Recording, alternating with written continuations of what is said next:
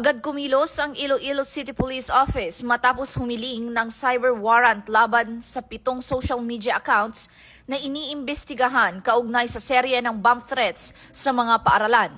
Ayon kay Iloilo City Police Office spokesperson, Police Major Sheila May Sangrines, tutulong ang warrant para matukoy ang mga nasa likod ng accounts at makuha ang kanilang online details. Umabot na sa 73 bomb threat ang naitala ng Pro-6 ngayong Nobyembre at 2 na ang nasampahan ng kaso, sina alias Kate at alias Jojo. Giit ni Pro-6 Director Police Brigadier General Josefino Ligan, hahabulin at kakasuhan ang sinumang magpapakalat pa ng bomb threat lalo na ngayong Kapaskuhan. Ito ang bagong PNP para sa bagong Pilipinas, serbisyong mabilis, tapat at nararamdaman.